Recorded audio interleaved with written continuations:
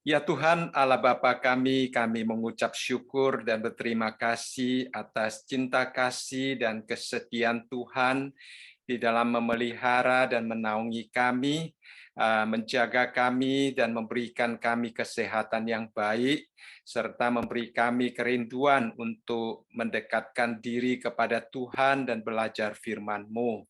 Kami bersyukur karena melalui firman Tuhan kami semakin mengerti tentang cinta kasih dan keselamatan yang Tuhan sediakan bagi kami, dan juga tentang kepastian-kepastian di dalam kami menerima pengampunan dan keselamatan daripada Tuhan.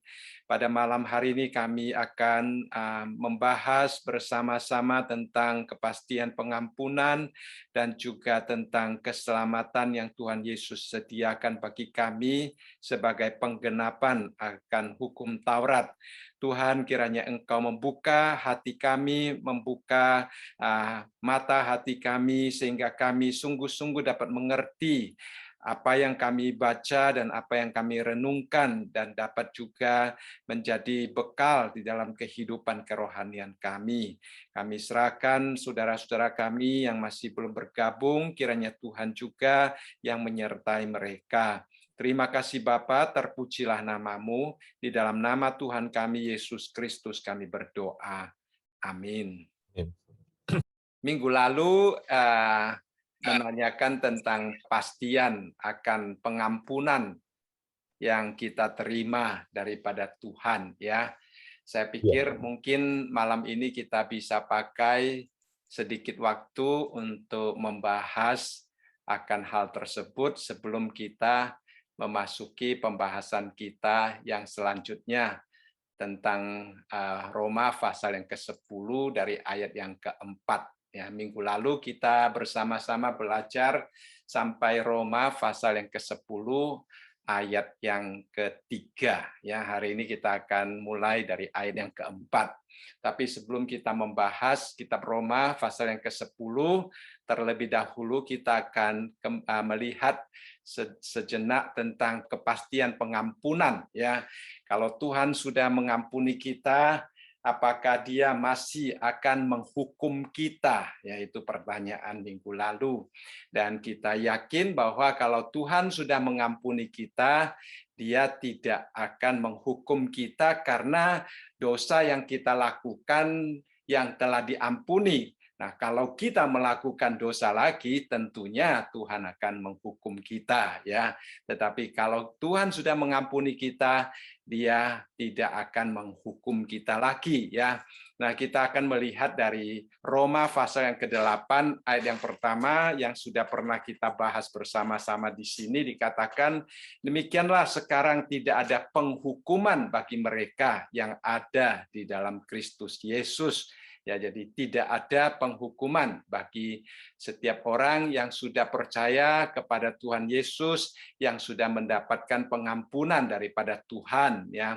Lalu di dalam Yesaya pasal yang ke-43 ayat yang ke-25 di sini juga dikatakan, akulah Dia yang menghapus dosa pemberontakanmu, oleh karena Aku sendiri dan Aku tidak mengingat-ingat dosamu.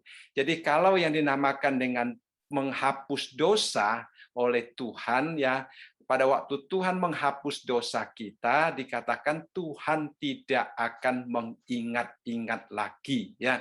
Nah, kalau seandainya Tuhan tidak akan mengingat-ingat lagi, berarti Tuhan tidak akan menghukum kita lagi akan apa yang telah kita lakukan sebelumnya, ya. Nah, di dalam Yeremia pasal yang ke-31, ya, kita juga melihat di sini Yeremia berkata, sesungguhnya akan datang waktunya, demikian firman Tuhan, Aku akan mengadakan perjanjian baru dengan kaum Israel dan kaum Yehuda. Mengapa perjanjian baru? Di dalam ayat yang ke-32 dikatakan bahwa bukan seperti perjanjian yang telah kuadakan dengan nenek moyang mereka pada waktu Aku memegang tangan mereka untuk membawa mereka keluar dari tanah Mesir. Perjanjianku itu telah mereka ingkari. Jadi perjanjian antara Allah dengan nenek moyang orang Israel telah diingkari oleh orang-orang Israel, sehingga seolah-olah mereka telah membatalkan ya akan perjanjian tersebut. Nah, karena perjanjian tersebut telah diingkari, telah dibatalkan, di dalam ayat yang ke-33 dikatakan perjanjian baru yang akan Tuhan adakan, yaitu Tuhan akan menaruh Tauratnya dalam batin mereka dan menuliskannya dalam hati mereka. Maka aku akan menjadi Allah mereka dan mereka akan menjadi umatku. Jadi itu adalah perjanjian yang Tuhan adakan. Dan tekanan kita pada hari ini di dalam ayat yang ke-34 dikatakan, dan tidak usah lagi orang mengajar sesamanya atau mengajar saudaranya dengan mengatakan kenalilah Allah, kenalilah Tuhan ya, sebab mereka semua besar kecil akan mengenal aku. Demikianlah firman Tuhan. Sebab aku akan mengampuni kesalahan mereka dan tidak lagi mengingat dosa mereka. Jadi sekali lagi Yesaya tadi mengatakan bahwa Tuhan tidak mengingat-ingat dosa kita lagi, dan di dalam Yeremia juga dikatakan Tuhan tidak lagi mengingat dosa kita ya. Berarti pengampunan itu mencakup bahwa Tuhan melupakan akan kesalahan dan dosa kita. Kalau kesalahan dan dosa kita sudah dilupakan, sekali lagi maka tidak akan ada hukuman terhadap orang yang melakukan dosa ya. Kalau dosanya sudah diakui di hadapan Tuhan, sudah mendapatkan pengampunan ya. Nah, tulisan daripada Yeremia ini dikutip oleh penulis Ibrani 2 kali ya. Yang pertama kali di dalam Ibrani pasal yang ke-8 ayat yang ke-10 sampai 12 ya. Di dalam ayat yang ke-12 dikatakan, sebab aku akan menaruh belas kasihan terhadap kesalahan mereka dan tidak lagi mengingat dosa-dosa mereka ya, tidak lagi mengingat. Kemudian di dalam Ibrani pasal yang ke-10 ya, ayat yang ke-16 dan 17 juga berbicara tentang perjanjian itu, dan di dalam ayat yang ke-17 juga mengatakan aku tidak lagi mengingat dosa-dosa dan kesalahan mereka. Jadi kita melihat di sini pertama-tama penekanannya karena kita yakin Tuhan tidak akan menghukum kita karena kesalahan yang pernah kita lakukan di masa lalu yang sudah diampuni oleh Tuhan, karena Tuhan tidak mengingat dosa-dosa dan kesalahan kita. Nah, kalau sudah dilupakan berarti tidak mungkin diungkit-ungkit lagi. Kalau tidak diungkit-ungkit lagi berarti tidak akan ada hukuman lagi ya. Nah, kita melihat juga di dalam 1 Yohanes yang seringkali kita pakai sebagai berita pengampunan di dalam liturgi kita, dikatakan jika kita mengaku dosa kita, maka Ia adalah setia dan adil sehingga Ia akan mengampuni segala dosa kita dan menyucikan kita dari segala kejahatan. Jadi kita lihat di sini dosa kita diampuni dan ada istilah segala ya, segala. Jadi semuanya diampuni dan juga dikatakan menyucikan kita dari segala kejahatan ya. Jadi itu adalah janji Tuhan kepada kita.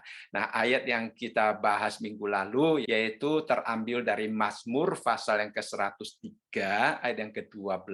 Di sini dikatakan sejauh timur dari barat demikian dijauhkannya daripada kita pelanggaran kita.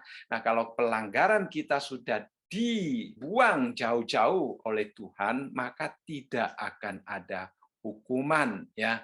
Nah, kemudian dikatakan di dalam Yesaya pasal yang pertama ayat yang ke-18 ya, Tuhan berkata, "Marilah baiklah kita berperkara firman Tuhan.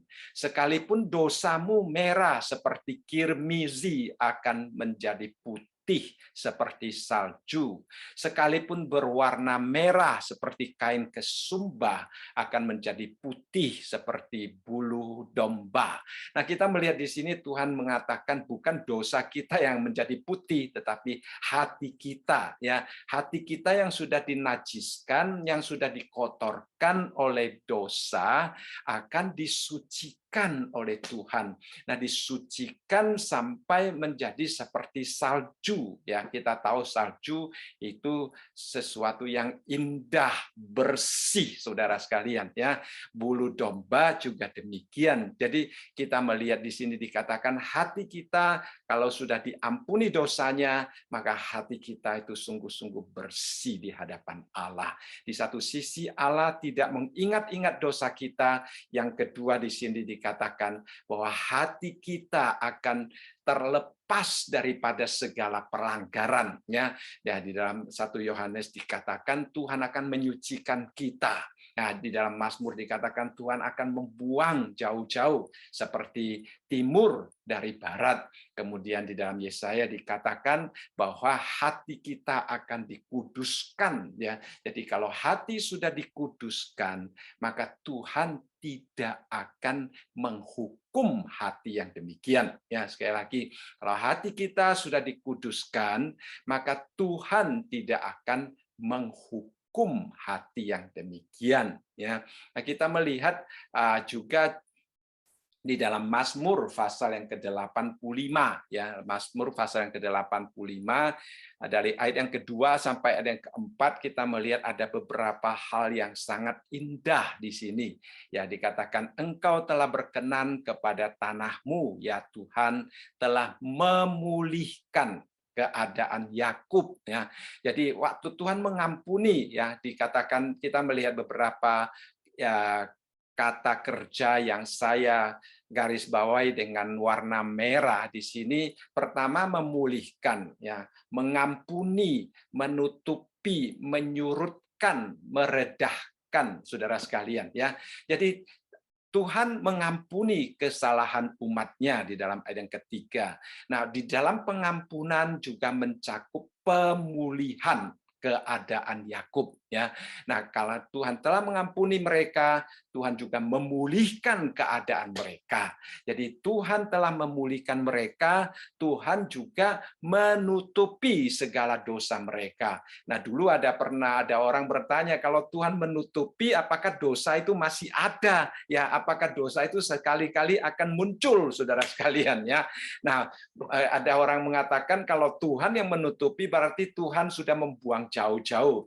Lalu ada orang menjawab kalau Tuhan yang menutupi tidak ada yang bisa membukanya. Ya, jadi walaupun kita pernah melakukan dosa karena ditutup oleh Tuhan, tidak ada yang bisa membukanya, ya. Nah, di dalam ayat yang keempat itu indah menjawab pertanyaan kita. Dikatakan Engkau telah menyurutkan segala gemasmu. Jadi Tuhan pada waktu kita melakukan dosa, Tuhan gemas, saudara sekalian. Tuhan marah, ya. Nah, tetapi dikatakan dia menyurutkan segala, saudara sekalian, ya. Gemasmu telah meredahkan murkamu yang menyala-nyala. Jadi kita melihat gemas Tuhan, murka Tuhan yang menyala-nyala itu sudah tidak ada lagi pada setiap orang yang menerima pengampunan daripada Tuhan. Jadi ayat ini sangat indah bagi kita, ya. Tuhan sudah memulihkan kita, Tuhan sudah menutupi segala dosa kita, gemas Tuhan, murka Tuhan sudah surut, sudah reda. Jadi saudara, tidak ada hukuman lagi bagi mereka yang dosanya diampuni, ya. Ini penting. Lalu kita teruskan di dalam ayat yang kelima, saudara sekalian, itu adalah doa, ya. Nah, kadang-kadang hati kita yang seperti kita katakan masih ada guilty feeling, saudara sekalian, rasa bersalah, ya. Nah, kita boleh seperti pemazmur berdoa di hadapan Allah. Nanti di belakang kita juga akan melihat ayat-ayat yang menolong kita untuk menyelesaikan guilty feeling yang ada di dalam hati kita, ya. Nah, pulihkanlah kami, ya Allah, Allah penyelamat kami, dan tiadakanlah sakit hatimu kepada kami. Jadi itu adalah satu doa yang disampaikan oleh pemazmur kepada Tuhan, ya. Dan pemazmur di dalam Mazmur pasal yang ke-85 ayat yang ke-9 sampai ayat yang ke-14 melihat sesuatu yang indah setelah seseorang mendapatkan pengampunan, ya. Kalau kita sudah mendapatkan pengampunan, yang ada adalah damai, ya, di dalam ayat yang ke-9. Kemudian di dalam ayat yang ke-10 kita melihat ada kemuliaan, saudara sekalian, ya. Di dalam ayat yang ke-11 ada kasih setia, kasih dan kesetiaan, keadilan dan damai sejahtera. Dan di dalam ayat yang ke-13 ada kebajikan Allah, kebaikan daripada Allah. Ya, saudara sekalian, kita melihat hal-hal yang indah yang tinggal kepada kita kalau dosa kita diampuni. Jadi kita tidak perlu lagi dikejar-kejar oleh rasa bersalah, kita tidak perlu lagi takut kalau Tuhan masih menghukum apa yang pernah kita lakukan di masa lalu, yang sudah kita akui di hadapan Tuhan, yang sudah kita yakini bahwa Tuhan sudah mengampuni kita. Ya, jadi kalau kita sungguh-sungguh yakin Tuhan mengampuni kita, kita juga yakin Tuhan tidak mengingat-ingat dosa kita, dan Tuhan sudah menyucikan hati kita, sehingga kita tidak akan dihukum lagi oleh karena apa yang telah kita lakukan di masa lalu, saudara sekalian. Ya, kita melihat ada perbedaan besar antara Yudas dan Petrus. Ya, saya coba mencari satu contoh yang lebih mungkin gampang dimengerti. Ya, kita melihat Yudas dan Petrus, mereka sama-sama melakukan dosa di hadapan Allah, dan dosanya sebenarnya sama. Ya, Yudas menjual Tuhan Yesus, ya, dan Petrus menyangkal Tuhan Yesus. Nah, menjual Tuhan Yesus dan menyangkal Tuhan Yesus adalah sama, saudara sekalian, tetapi akhir daripada mereka berdua berbeda. Nah, ya saudara, ini penting sekali. Nah, Yudas akhirnya kita melihat di dalam Matius pasal yang ke-27 ayat yang ketiga sampai ayat yang kelima. Pada waktu Yudas yang menyerahkan dia, yaitu Yesus, melihat bahwa Yesus telah dijatuhi hukuman mati, menyesallah dia. Nah, Yudas melakukan dosa, dia menyesal. Lalu ia mengembalikan uang yang 30 perak itu kepada imam-imam kepala dan tua-tua dan berkata, "Aku telah berdosa karena menyerahkan darah orang yang tak bersalah." Tetapi jawab mereka, "Apa urusan kami dengan ini? Itu urusanmu sendiri." Maka ia pun melemparkan uang perak itu ke dalam bait suci, lalu pergi dari situ dan menggantung diri. Nah, kita perhatikan baik-baik di sini, ya. Yudas, dia melakukan kesalahan. Lalu di dalam hatinya dia menyesal. Lalu dia mengambil tindakan daripada penyesalannya, yaitu mengembalikan uang itu kepada imam-imam. Tetapi masalahnya di mana, saudara sekalian? Ya, masalahnya adalah Yudas tidak datang kepada Tuhan meminta pengampunan daripada Tuhan. Dia hanya mengaku telah berdosa di hadapan imam-imam, saudara sekalian. Ya, dia tidak mendapatkan pengampunan daripada Tuhan karena dia tidak datang kepada Tuhan untuk meminta pengampunan. Nah, dia menyesal benar, tetapi tidak ada pengakuan dosa di hadapan Tuhan, tidak mendapatkan pengampunan daripada Tuhan, dan dia menyelesaikan masalah dosanya dengan caranya sendiri. Ya, yang pertama dia mengembalikan uang kepada imam-imam, disangkanya dengan cara demikian dia boleh membereskan masalah dosanya. Yang kedua, dia menggantungkan diri. Nah, itu kesalahan daripada Yudas, ya. Jadi dia tidak mendapatkan pengampunan daripada Tuhan. Yang kedua, kita melihat Petrus, ya. Nah, Petrus di sini dikatakan, kita tahu dia 3 kali menyangkal Tuhan Yesus, ya. Dikatakan setelah ketiga kali, dalam ayat yang ke-75 mengatakan, maka teringatlah Petrus akan apa yang dikatakan Yesus kepadanya sebelum ayam berkokok. engkau telah menyangkal aku 3 kali. Nah, dikatakan kalimat terakhir, lalu ia pergi keluar dan menangis dengan sedihnya. Nah, Petrus dia menyesal seperti Yudas, ya. Dia menyesal seperti Yudas, tetapi dia tidak mengambil langkah bunuh diri, ya. Itu yang penting. Kemudian kita melihat di dalam 2 Korintus pasal yang ke-7 ayat yang ke-10 menunjukkan perbedaan antara duka cita yang ada di dalam Petrus dengan duka cita yang ada di dalam Yudas. Ya, dikatakan Yudas menyesal, ya, Yudas mengaku salah, tetapi duka cita bukan menurut kehendak Allah, ya. Nah, kalau kita melihat di dalam ayat yang ke-10 daripada 2 Korintus ini, pasal yang ke-7 dikatakan sebab duka cita menurut kehendak Allah menghasilkan pertobatan yang membawa keselamatan dan yang tidak akan disesalkan, tetapi duka cita yang dari dunia ini menghasilkan kematian. Jadi duka cita yang pertama yang kita lihat di sini adalah duka cita yang dialami oleh Petrus. Dia nanti kita melihat dia kembali berkumpul dengan murid-murid yang lain dan kemudian bertemu dengan Tuhan Yesus, ya. Nah, Tuhan Yesus kembali memanggil dia, bertanya apakah Simon masih mengasihi Tuhan. Ya, saudara sekalian, kita melihat ada satu percakapan antara Simon Petrus dengan Tuhan Yesus, dan 3 kali Tuhan Yesus kembali mempercayakan penggembalaan akan domba-dombanya kepada Petrus.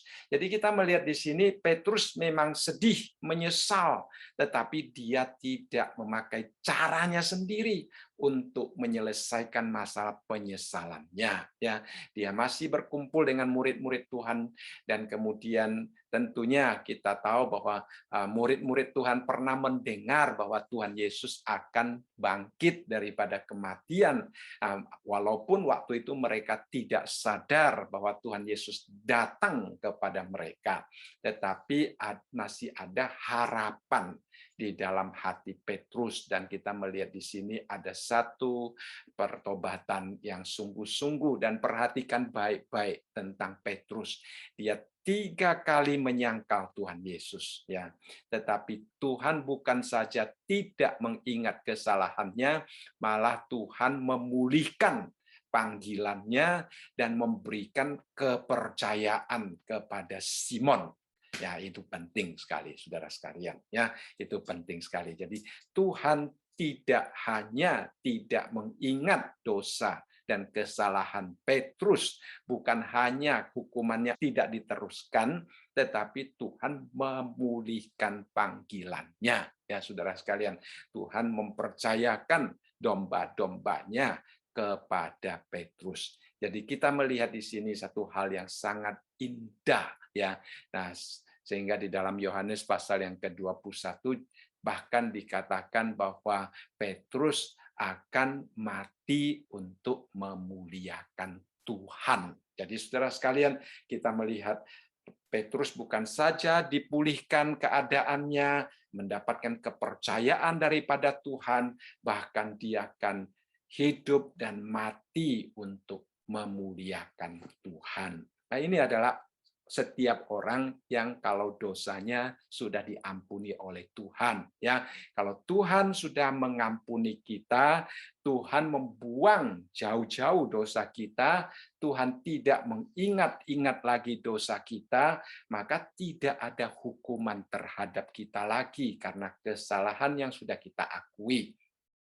Bukan hanya tidak ada hukuman lagi, bahkan kondisi kita akan dipulihkan oleh Tuhan. Ya, kondisi kita akan dipulihkan oleh Tuhan. Kepercayaan Tuhan akan dipulihkan di dalam hidup kita. Nah, ini penting.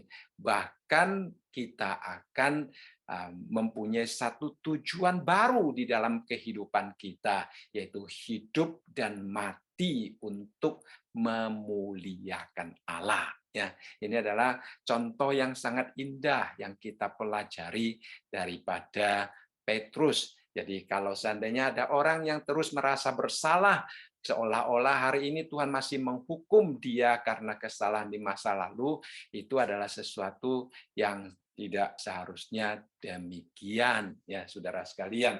Nah, kalau sampai masih ada guilty feeling, hati kita seolah-olah masih terus menuduh kita, kalau hati hidup kita tidak lancar, kalau kita mengalami sesuatu yang menyakitkan, seolah-olah Tuhan kembali mengungkit-ungkit kesalahan kita, ya, menghukum kita karena kesalahan di masa lalu, ya, seperti yang dikatakan di dalam 1 Yohanes, ya. Kita dituduh oleh hati kita, ya saudara sekalian. Dikatakan di sini, demikianlah kita ketahui bahwa kita berasal dari kebenaran. Demikian juga kita boleh memenangkan hati kita di hadapan Allah. Sebab jika kita dituduh olehnya, ya, dituduh oleh hati kita. Jadi kita kalau dituduh olehnya, Allah adalah lebih besar daripada hati kita, serta mengetahui segala sesuatu. Jadi saudara sekalian, kita percaya bahwa kita sudah berasal dari kebenaran.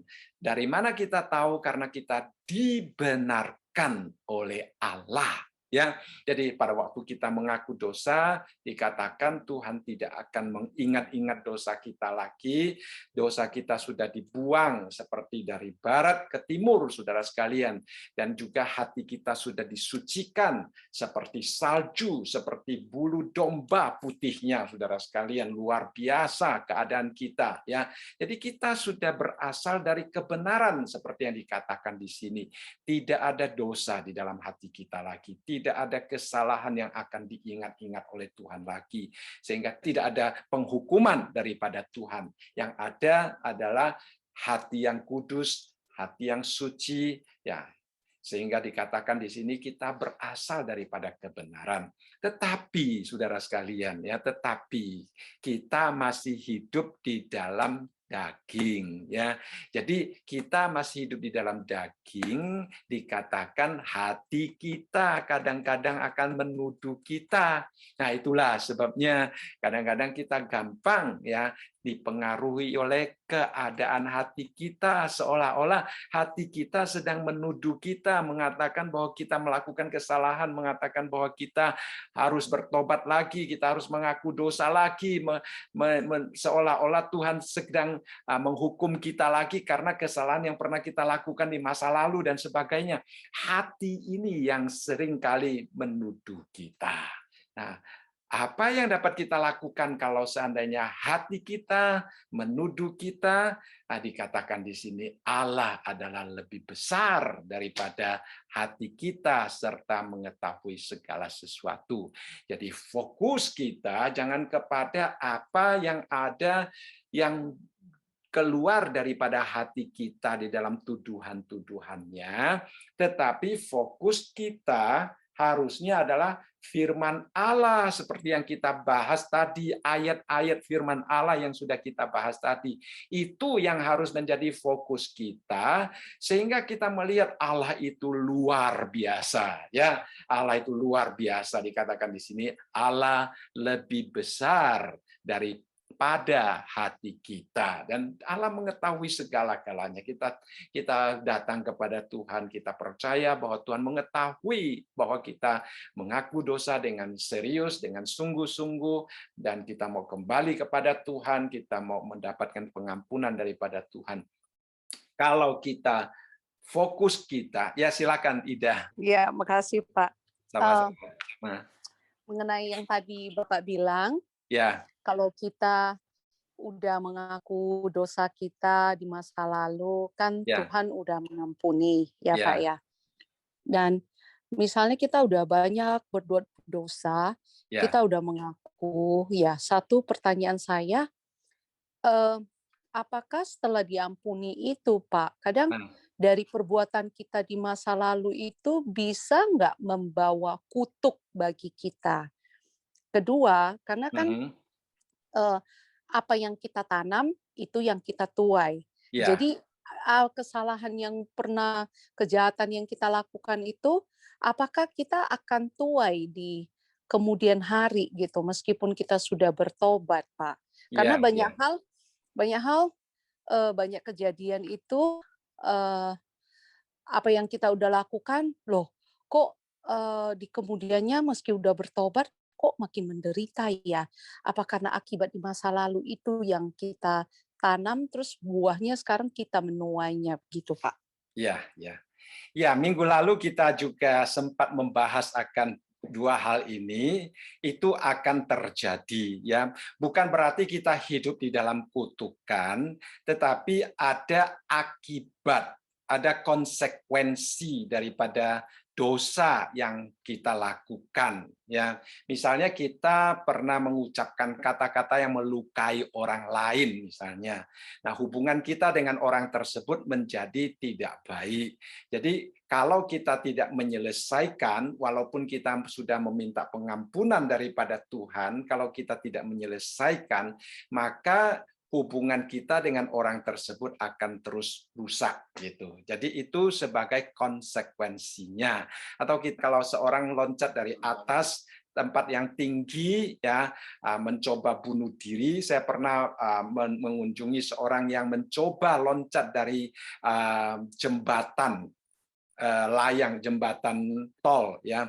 Kemudian setelah loncat ditabrak mobil, masih tidak mati ya, itu saudara sekalian ya. Sana ada orang memberitahukan kepada kami, ada orang Indonesia di rumah sakit sampai organ tubuhnya rusak, kemudian dia tidak bisa berjalan lagi. Nah, itu konsekuensi yang dia harus tanggung seumur hidup. Tetapi dia meminta pengampunan Tuhan, Tuhan mengampuni dosanya. Jadi itu adalah konsekuensi ya. Jadi ada konsekuensi daripada kesalahan-kesalahan yang pernah kita lakukan, walaupun saudara kita tidak tetap hidup di dalam dosa, ataupun walaupun kita sudah mendapat pengampunan daripada Tuhan, tetapi konsekuensi itu akan kita hadapi ya. Nah, ada orang yang kita tahu ada keluarga-keluarga tertentu mungkin papanya suka minum minuman keras sehingga melakukan hal-hal yang sangat tidak baik terhadap keluarganya. Nah, itu juga akan mendatangkan konsekuensi ya, akan menurunkan kepada anak-anaknya atau memberikan satu kesan yang tidak baik kepada anak-anaknya, atau menyebabkan anak-anaknya juga hidup di dalam keadaan seperti papanya dan sebagainya. Nah, itu adalah konsekuensi-konsekuensi yang bisa terjadi. Ya, kira-kira begitu. Kira-kira menjawab ya. Ya, terima kasih, Pak. Sama-sama. Ya. Ya, jadi dosa yang sudah diampuni itu tidak akan dipakai untuk menghukum kita lagi, karena Tuhan tidak akan mengingat-ingat dosa kita, tetapi konsekuensinya itu memang ada ya. Jadi kalau seandainya kadang-kadang hati kita yang menuduh kita, lihat kamu dulu melakukan kesalahan ya, sekarang Tuhan masih tetap tidak mau memberkati hidupmu. Nah, itu adalah seolah-olah Tuhan tidak mau melepaskan kita daripada kesalahan kita ya. Tidak, itu kadang-kadang adalah tuduhan hati kita, seperti yang dikatakan 1 Yohanes pasal yang ketiga ini ya. Hati kita akan menuduh kita. Itu yang seringkali kita katakan guilty feeling ya. Ya, saya minggu lalu katakan Tuhan sudah mengampuni kita, kita juga harus bersedia mengampuni diri kita sendiri. Banyak orang setelah menerima pengampunan Tuhan tidak mau melepaskan ya, tidak mau let go, sehingga terus merasa bersalah ya. Nah, hati nuraninya itu mungkin akan dipakai oleh si jahat untuk terus menuduh dia. Akhirnya dia akan hidup di dalam rasa bersalah. Ya, jadi dikatakan di sini ketika kita dituduh oleh hati nurani kita, maka kita kembali berfokus kepada janji Tuhan. Nah, ini penting ya. Jangan berfokus kepada tuduhan yang muncul daripada hati kita. Karena kalau kita berfokus pada tuduhan yang muncul daripada hati kita, kita akan hidup di dalam guilty feeling. Tetapi kalau kita berfokus kepada firman Tuhan yang memberikan janji-janji yang indah, bahwa Tuhan tidak mengingat dosa kita lagi, bahwa Tuhan membuang dosa kita jauh-jauh, bahwa Tuhan sudah memberikan kita hati yang kudus, hati yang suci, seperti salju, seperti bulu domba putihnya.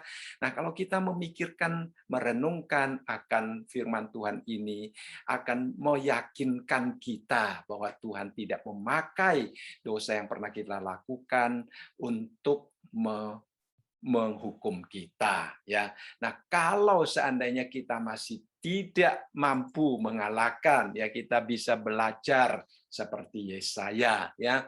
Di dalam Yesaya pasal yang ke-38 sebenarnya ini adalah catatan tentang Hizkia, saudara sekalian, ya. Kalau kita melihat Yesaya pasal yang ke-38, di dalam ayat yang ke-9 dikatakan ini adalah karangan Hizkia Raja Yehuda sesudah ia sakit dan sembuh dari penyakitnya, ya.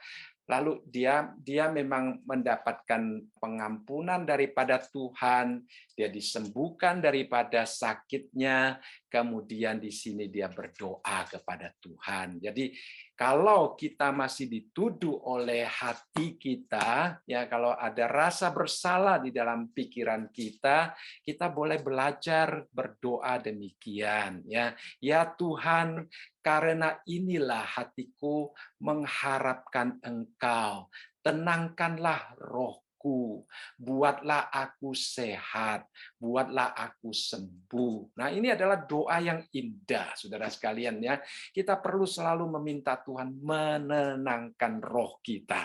Ya, kalau hati kita menuduh kita, di satu sisi kita berfokus kepada firman Tuhan, di lain sisi kita datang berdoa kepada Tuhan, minta Tuhan yang menenangkan roh kita, ya, membuat kita sehat, membuat pikiran kita sehat, membuat hati kita berpikir sehat, ya, jangan sampai menuduh kita lagi, ya. Nah, dia katakan di dalam ayat yang ke-17, sesungguhnya penderitaan yang pahit menjadi keselamatan bagiku. Kita tahu Hizkia sakit dan itu justru menjadi jembatan bagi dia untuk mendapatkan pengampunan daripada Tuhan. Nah, di dalam ayat yang ke-17 dikatakan, Engkaulah yang mencegah jiwaku dari lubang kebinasaan, ya, sebab Engkau telah melemparkan segala dosaku jauh dari hadapan-Mu. Jadi ini juga bisa menjadi doa kita kalau suatu hari hati kita menuduh kita. Nah, hati kita bisa menuduh kita, saudara sekalian, ya. Walaupun kita sudah mendapatkan pengampunan daripada Tuhan, hati kita tetap bisa menuduh kita. Ya, saudara sekalian, ya, kalau ada perasaan bersalah di dalam hati kita lakukan dua hal ini. Atau kalau kita mau menasihati saudara-saudara kita yang lain yang mempunyai rasa bersalah, kita nasihati dia merenungkan firman Tuhan, ayat-ayat yang sudah saya uraikan tadi, dengan berdoa minta Tuhan yang menenangkan roh kita, ya, membuat hati kita sehat dan pulih, sembuh di hadapan Tuhan. Ya, saya rasa untuk bagian pertama kita sampai di sini. Apakah ada pertanyaan lagi? Silakan kalau ada, atau ada sharing sebelum kita memasuki Roma. Ya, Pak, cuman silakan. mau nanya. Jadi nanya juga sih. Jadi udah jelas juga sih Pak Antonius kasih tahu. Jadi emang kadang tuh hati mungkin perasaan kita tuh kadang sepintas gitu. Ya. Loh, itu kok teringat kadang gitu. Cuman kadang sekali-sekali aja gitu. Kita kadang kita yakin gitu kalau kita kan udah minta ampun, Tuhan udah ngampunin, kita udah berdoa minta ampun, is done selesai gitu. Ya. Tapi kadang tuh suka terlintas juga sewaktu tuh sekali-sekali gitu. Enggak sering, tapi kan, kenapa ya gitu ya? Suka feel begitu. Kenapa? Why I did that gitu. Jadi kadang tuh suka hati kita tuh suka ya seperti itu tadi dibilangin Ya, di sini ya, begitu. ya, Tapi satu lagi yang saya dapat mungkin jadi intinya juga dosa yang kita udah diampuni itu nggak bisa menghalangi berkat kehidupan di depan kita gitu. ya, Jadi tidak sebenarnya akan kadang tuh menghalangi, betul. Heeh. iya, jadi satu sisi kadang kita mungkin berpikir, loh, kok Tuhan nggak kasih berkat? Berkatnya padahal kita udah ada berkat gitu. Tadi kita kekuatin dosa kita, ini karena Ya, dosa ini gitu ini. Sebenarnya ya, kan nggak ada gitu. ya, ya, ya, Gitu. betul, betul. Ya, terima kasih. Ya, yang pertama, mengapa bisa ada demikian? Ya, memang dalam ayat yang tadi dikatakan hati kita bisa menuduh kita. Ya, jadi mengapa demikian? Karena kita masih hidup di dalam tubuh yang berdarah daging dan kita belum sempurna. Kita masih dalam proses dari diselamatkan dari titik keselamatan justification, dibenarkan, dan kita mengalami proses pembenaran sampai pada kemuliaan. Sekarang kita belum sampai kepada kemuliaan, kita masih di tengah-tengahnya, sehingga hati kita masih belum sempurna. Ya, jadi kadang-kadang pikiran-pikiran demikian bisa muncul. Jadi kita bersyukur bahwa firman Tuhan menolong kita, sehingga kita dapat menyetop akan pikiran yang demikian. Ya, kalau tidak ada firman Tuhan yang menolong kita, kita tidak dapat stop akan pikiran yang demikian, kita akan terbawa oleh pikiran yang demikian. Jadi kita bersyukur bahwa kita boleh berkata tidak kepada pikiran yang muncul itu dan kembali kepada Tuhan. Ya, itu penting ya. Itu adalah satu berkat besar yang Tuhan berikan kepada kita. Tetapi itu bisa terjadi, ya, bisa muncul. Iblis paling suka untuk memakai akan apa yang pernah terjadi di masa lalu untuk menuduh kita, ya, karena iblis itu namanya adalah penuduh, ya. Jadi dia akan memakai perasaan kita untuk menuduh kita. Jadi itu adalah usaha-usaha si jahat. Yang kedua, ya betul ya, jadi tidak akan menghalangi berkat Tuhan, bukan hanya tidak dihukumi ya, seperti Petrus kita melihat bahwa Tuhan memulihkan panggilannya, Tuhan memulihkan kepercayaan yang Tuhan berikan kepadanya, bahkan Tuhan memakai hidupnya, matinya untuk kemuliaan Tuhan ya. Jadi kita juga tetap dipakai seperti sebelum kita pernah melakukan kesalahan atau dosa di hadapan Tuhan. Ya, Tuhan memulihkan. Yang namanya memulihkan artinya kita kembali kepada situasi sebelum kita melakukan dosa dan kesalahan. Ya, berkat Tuhan tetap akan mengalir dengan sempurna dan indah di dalam hidup kita. Baik, ya, terima Saya mau kasih. tanya, Pak. Ya, silakan. Apakah kesalahan-kesalahan yang pernah dilakukan oleh nenek moyang kita di masa lalu, kita akan menerima konsekuensinya? Satu. Kedua, apakah semua dosa yang pernah dilakukan di nenek moyang kita itu harus tetap kita doakan untuk kita patahkan agar kutuk itu nggak menimpa kita. Apakah benar, Pak? Ya.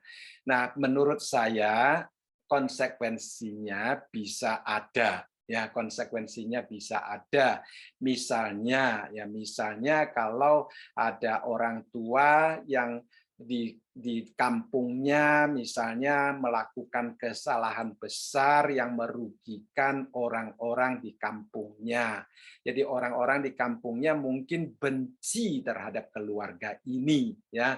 Nah, walaupun mungkin satu hari dia bertobat di hadapan Tuhan, nah kalau dia sempat memulihkan hubungan dia dengan orang di kampung itu, mungkin tidak akan mendatangkan konsekuensi terhadap anak-anaknya, ya. Tapi kalau kesalahan yang dia lakukan begitu merugikan orang-orang di kampung sehingga orang sekampung membenci keluarga itu, mungkin kebencian itu akan diteruskan kepada anak-anak dan cucu-cucunya. Jadi yang perlu kita lakukan mungkin bukan meminta Tuhan mengampuni dosa nenek moyang kita. Kalau nenek moyang kita masih hidup, ya kita boleh berdoa meminta Tuhan menolong agar supaya nenek moyang kita bisa menyadarinya dan datang kepada Tuhan. Ya, tapi kalau seandainya nenek moyang kita sudah tidak ada lagi, tidak ada gunanya kita berdoa untuk mematahkan kesalahan mereka, ya. Jadi kita perlu meminta Tuhan menolong kita untuk hidup benar di hadapan Tuhan. Ini yang pertama. Yang kedua, kalau seandainya ada hal-hal kebencian yang ditinggalkan oleh nenek moyang kita, menurut saya kita mungkin pergi meminta maaf kepada mereka atau menunjukkan satu kehidupan yang bisa memulihkan hubungan kita dengan mereka gitu. Jadi minta doa kita itu minta hikmat Tuhan, minta kekuatan Tuhan. Nah, minta juga agar supaya Tuhan melunakkan hati orang-orang lain yang mungkin masih membenci kita gitu. Oke, baik Pak. Ya. Bagaimana kalau di nenek moyang kita masa lalu itu kan mereka penyembah berhala ya Pak ya. Ya. Dan kita maksudnya udah bertobat, nggak Ya. ikut. Nah, dari hasil penyembahan berhala dari nenek moyang kita atau orang tua, apakah ada konsekuensinya terhadap kehidupan kita, Pak? Ya, kalau menurut saya tidak ada. Ya, memang saya pernah mengusir setan ya pada seseorang yang mana orang tuanya adalah pembuat tempat-tempat penyembahan, akhirnya anaknya kerasukan setan ya. Nah, kita menyelesaikan masalah ini pada anak itu ya. Jadi kalau kita bawa anak itu percaya kepada Tuhan, yakin bahwa Tuhan mau mengampuni kita, walaupun anak itu waktu orang tuanya masih penyembah berhala, pernah mempersembahkan dia kepada ilah-ilah tertentu, ya saya percaya yang perlu kita doakan adalah supaya anak-anak itu sungguh-sungguh datang kepada Tuhan dan mendapatkan penyertaan Roh Kudus untuk menguasai hidupnya. Ya, jadi iblis yang mungkin pernah menumpang, ya iblis bisa menumpang akan penyembahan manusia, ya memakainya untuk menakut-nakuti akan orang tersebut, ya bisa. Tetapi kita kalau sudah percaya kepada Tuhan, bahwa kita sudah meminta Roh Kudus menguasai hidup kita, yang kita perlu thinking ya kalau kita mau mematahkan ya, yang perlu kita thinking itu bukan dosa nenek moyang kita, tetapi iblis yang mengganggu dia keluar daripada orang tersebut, dan biar Roh Kudus yang menguasai hidup orang tersebut. Ya, kira-kira begitu ya. Iya, ngerti Pak. Makasih. Ya, sama-sama. Ya. Mungkin mau nambahkan sedikit Pak ya. Ya silakan. Ya, itu saya ingat ya, waktu itu juga pernah ada diskusi dan akhirnya yang saya dapatkan tuh dari pengajarannya itu adalah dari Yeremia 31 ayat 9-30. Tadi mungkin Bapak sempat menyinggung sedikit juga, saya bacakan aja lagi. Ya. Pada waktu itu orang tidak akan berkata lagi, ayah-ayah makan buah mentah dan gigi anak-anaknya menjadi ngilu. Melainkan setiap orang akan mati karena kesalahannya sendiri. Setiap manusia yang makan buah mentah, giginya sendiri menjadi ngilu. Itu penghiburan, gitu Pak. Jadi memang dosa-dosa nenek moyang itu selalu didengung-dengungkan, tapi kayaknya memang dengan ayat ini Tuhan mematahkan yang dulu-dulu ya. Betul. Memang yaitu yang ada yang Bapak katakan itu yaitu ya orang masih merasa sedih karena orang nenek moyangnya pernah bunuh orang Indian, jadi mereka maksudnya Native American ya. Tapi kemudian mereka menjadi paling gigih, cucunya jadi menjadi gigih melindungi hak-hak Indian. Jadi itu tapi bukan karena guilty, tapi memang karena mau bayar budi, tapi bukan utang. Ya utangnya itu berupa budi kayaknya. Ya. Terus yang kedua juga itu tadi saya dengar satu hal, memang juga saya pernah ditakut-takuti juga mengenai kutuk ya Pak ya. Ya itu kadang-kadang susahnya kalau orang dikutuki, nanti ada tulahnya, 7 turun dan lain. Tapi ya itu tadi ya juga saya ingat, saya lupa ayatnya cuma Pak, itu kayak Tuhan Yesus menanggung kutuk dan nestapa celah ya, katanya lagunya. Tapi saya lupa. Memang ada ayatnya kan ya, bahwa Tuhan menanggung segala kutuk ya. Ya, Tuhan di atas kayu salib menanggung segala kutuk kita. Ya. Nah, mengenai kutukan itu memang di dalam Galatia pasal yang ketiga ayat yang ke-13 juga dikatakan bahwa Kristus telah menebus kita dari kutuk hukum Taurat dengan jalan menjadi kutuk karena kita. Sebab ada tertulis, terkutuklah orang yang digantung pada kayu salib ya. Nah, ini dari kalimat ini dari Ulangan pasal yang ke-21 ayat yang ke-23. Jadi memang Tuhan Yesus di atas kayu salib menanggung kutuk yang seharusnya kita tanggung. Ya, terima kasih ya untuk tambahannya. Ya, kalau tidak ada kita akan coba bahas sedikit aja untuk Roma pasal yang ke-10 ya, ayat yang ke-4 sampai ayat yang ke-11 ya, kita teruskan minggu lalu. Jadi Paulus dalam bagian ayat yang ke-4 sampai ayat yang ke-11 dia menunjukkan tentang kebodohan daripada kesalahan-kesalahan yang dilakukan oleh orang-orang Yahudi ya, dan bahwa usaha mereka untuk mencari kebenaran daripada hukum Taurat itu sebenarnya lebih tidak masuk akal. Ya, kalau menurut Rasul Paulus ya, karena Kristus telah datang dan Kristus adalah kebenaran yang abadi dan Kristus sudah membawakan kebenaran yang abadi kepada kita. Mengapa kita masih memakai cara kita untuk mencari kebenaran?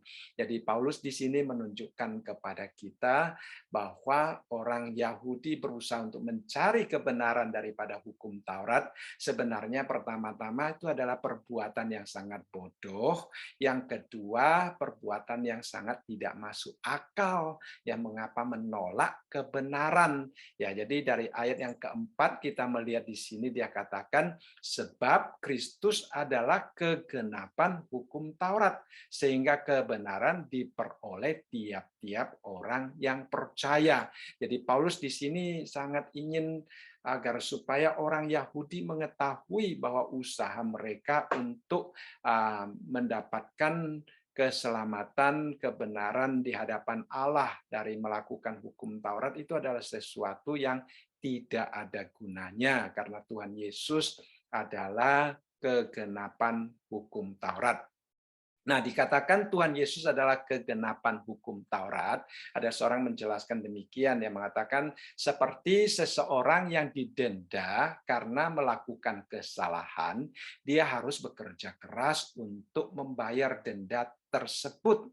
Tetapi ada orang telah membayar semua dendanya, sehingga dia boleh bebas. Tetapi dia tidak percaya akan kebaikan orang tersebut dan masih tetap berusaha untuk membayar hutang yang melampaui kemampuannya untuk membayarnya. Ya, nah jadi kita melihat di sini kalau kita mau membayar utang dengan cara kita sendiri, ya kita kadang-kadang tidak mampu membayarnya, ya apalagi yang berhubungan dengan hukum Taurat dan berhubungan dengan tuntutan keadilan Allah.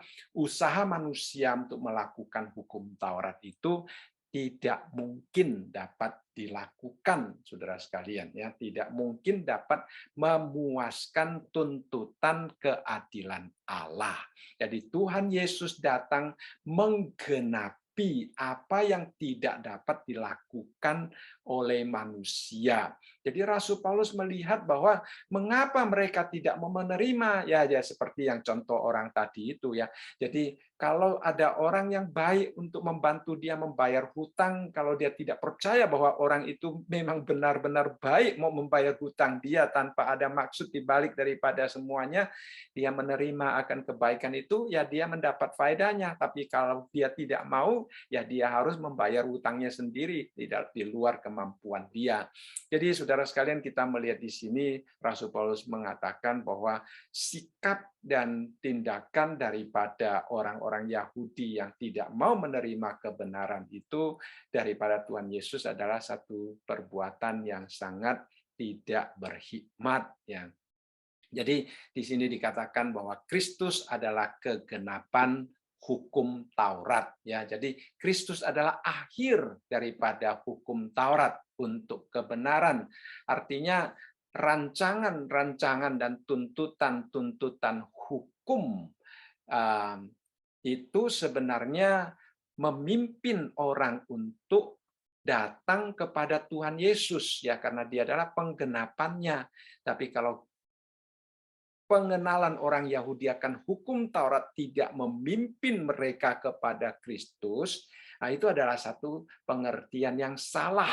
Padahal kalau mereka membaca firman Tuhan dengan baik, mereka akan menemukan bahwa Tuhan memberikan hukum Taurat itu sebenarnya untuk menuntun mereka kepada Tuhan Yesus, ya.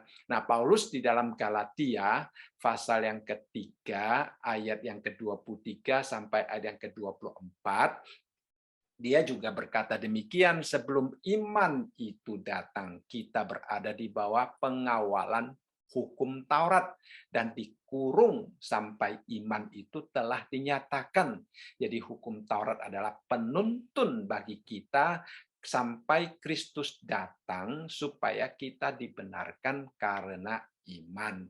Jadi Paulus ingin memberitahukan kepada orang-orang Yahudi khususnya bahwa hukum Taurat yang diberikan Tuhan itu baik, ya. Hukum Taurat yang diberikan oleh Tuhan itu baik. Cuma tujuannya bukan untuk keselamatan manusia, tujuannya adalah untuk menuntun orang kepada Kristus supaya kita mendapatkan keselamatan di dalam Kristus. Jadi orang Yahudi kesalahannya adalah mereka mati-matian memegang hukum Taurat, mati-matian berusaha untuk memuaskan tuntutan hukum Taurat dan melalaikan Kristus yang sebenarnya dituntun oleh hukum Taurat itu, ya. Jadi kalau seandainya mereka bersikap benar, mereka akan melihat bahwa fungsi dan kegunaan hukum adalah untuk mengarahkan orang-orang untuk kebenaran yang akan kita terima di dalam Tuhan Yesus, ya. Jadi Kristus adalah penyempurna daripada hukum Taurat, ya. Dikatakan di sini bahwa Kristus adalah kegenapan. Jadi dia yang menyempurnakan apa yang tidak dapat kita lakukan di dalam hidup kita, kita mendapatkan penggenapannya di dalam Tuhan Yesus, ya. Hukum Taurat itu mungkin hanya seperti bayang-bayang dan Kristus adalah substansi yang sejati, ya. Jadi dikatakan di sini Paulus di dalam Galatia tadi bahwa fungsi daripada hukum Taurat adalah menuntun kita kepada substansi yang dapat sungguh-sungguh membenarkan kita. Nah, hukum Taurat itu hanya bayang-bayang saja yang menuntun kita kepada substansi itu. Jadi dengan kata lain, persembahan korban, tata ibadah, upacara-upacara keagamaan yang ditetapkan di dalam Perjanjian Lama sebenarnya hanya sebagai bayang-bayang, sebagai lambang untuk membawa orang Israel kepada penyembahan kepada Allah melalui Yesus Kristus.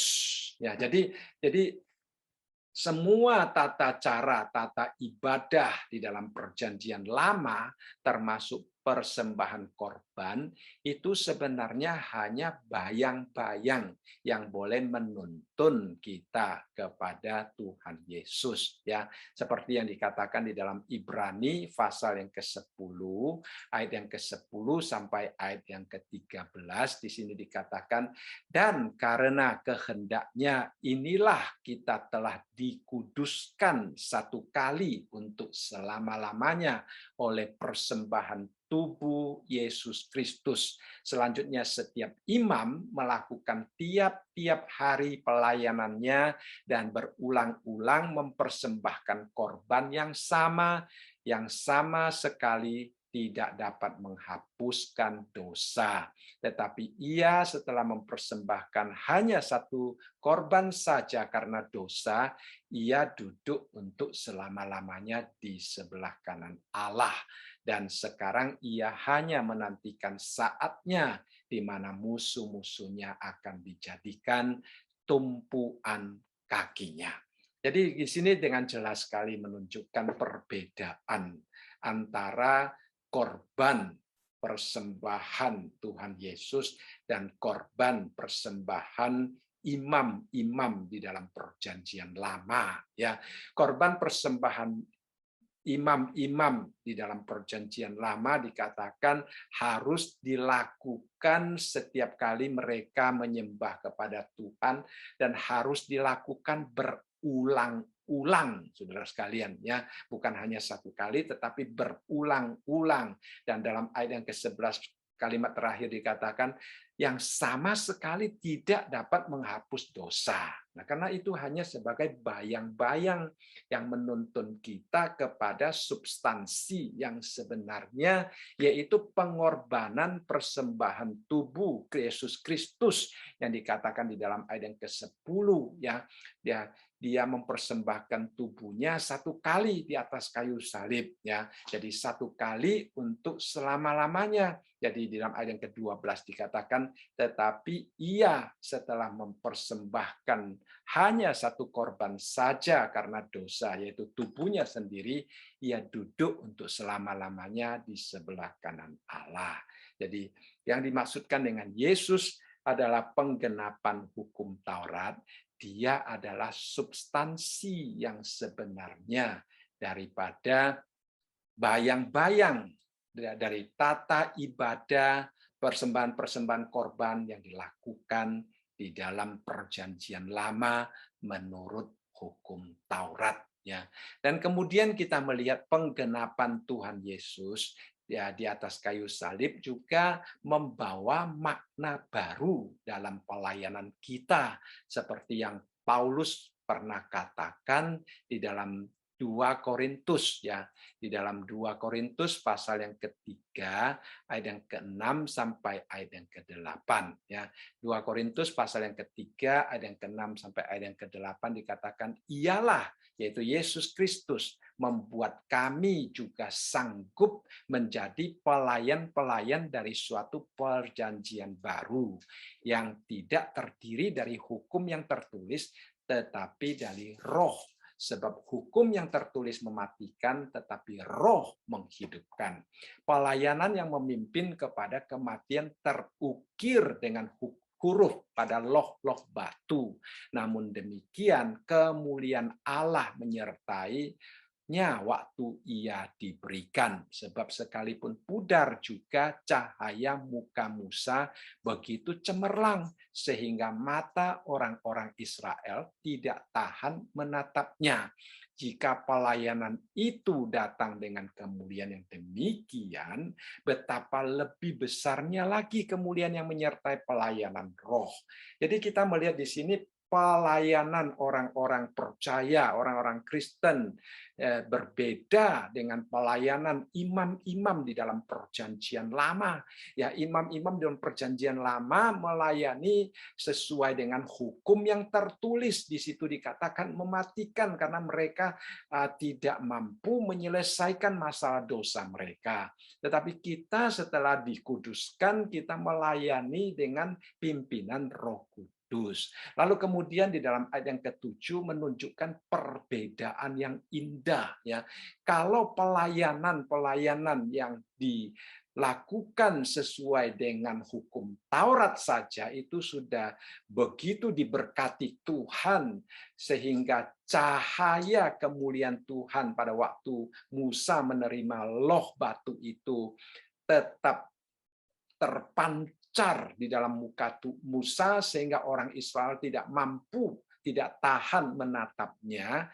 Dikatakan apalagi pelayanan kita sebagai orang-orang yang dibenarkan sesuai dengan pimpinan Roh, kita melayani dengan kemuliaan yang lebih besar daripada kemuliaan yang diterima oleh Musa pada waktu dia menerima loh batu itu. Jadi luar biasa saudara sekalian ya, sungguh indah bahwa Yesus Kristus yang menyelamatkan kita, yang mempercayakan kepada kita pelayanan ini, yang memampukan kita dengan pimpinan Roh Kudus itu akan menghasilkan pelayanan-pelayanan yang jauh lebih mulia dibandingkan dengan pelayanan-pelayanan orang-orang Israel di zaman Perjanjian Lama. Ya, saya pikir hari ini kita hanya bahas sampai di sini, lalu minggu depan kita akan bahas ayat yang kelima. Ya, saudara sekalian, ya kita akan berdoa. Mari kita berdoa bersama-sama. Tuhan, kami kembali bersyukur karena Engkau begitu mengasihi kami. Pada waktu kami mengaku dosa, Engkau tidak lagi mengingat dosa-dosa kami. Walaupun kadang-kadang hati kami menuduh kami, tolonglah kami Tuhan berfokus kepada Allah yang jauh lebih besar daripada hati kami, pada janji-janji Allah yang boleh menguatkan kami, dan tolonglah kami untuk selalu menyerahkan hati, pikiran, perasaan kami kepada Tuhan untuk dikuduskan, sehingga Roh Kudus boleh memancarkan terang dan kemuliaan di dalam setiap aspek kehidupan kami, sehingga damai sejahtera dan sukacita yang sejati boleh terpancar di dalam setiap aspek kehidupan dan pelayanan kami. Tuhan, kami kembali mengucap syukur sekali lagi untuk setiap saudara-saudara kami yang bergabung di dalam pemahaman Alkitab ini. Engkau mengetahui pergumulan kami masing-masing, Engkau mengetahui kebutuhan kami masing-masing. Tuhan, kami berdoa khususnya di dalam masa-masa pandemi ini, Tuhan, biarlah Engkau menjaga, menaungi keluar masuk setiap saudara-saudara kami, melindungi mereka dari mara bahaya dan memberkati kehidupan mereka, sehingga mereka tetap boleh menjadi terang dan garam, berkat bagi orang-orang yang ada di sekitar mereka.